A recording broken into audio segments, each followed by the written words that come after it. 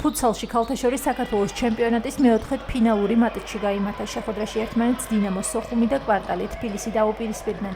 დაძაბულ თამაში მნიშვნელოვანი გამარჯვება დინამო სოხუმის გუნდმა ანგარიშით 6-5 მოიპოვა. ულოცავ ჩვენ ქალთა სოხუმის დინამო სოხუმის გუნდს მორი გამარჯვებას აი ამ ქალთა ფუტსალის ჩემპიონატში.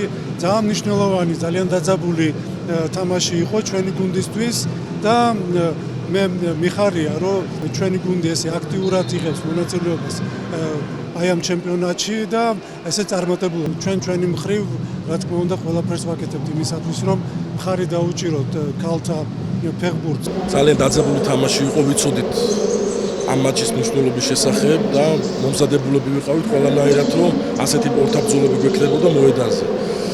ჩემი ფეხბურთელების სასახელოდ უნდა ვთქვა, რომ გამოამჟღავნეს ის ბოლომდე ორთაბრძოლის უნარი და ძალიან ბევრჯერ ვაგებდით და ბოლოს გავემარჯვეთ თამაში და მე მივულოცო ყველა სოხუმის დინამოს გულშემატკივარს. ეს არის ზამთრის თასი, ფუტსალის საქართველოს ჩემპიონატი და ძალიან მნიშვნელოვანია ჩვენთვის, რომ ამ დონეზეც სოხუმის დინამო იყოს წარმატებული. ძალიან მნიშვნელოვანი თამაში იყო. შანსები იყო 50-50-ზე და შემდეგი თამაშისთვის ვემზადებით, რა თქმა უნდა და ვეცდებით, რომ ჩემპიონები გავხდეთ.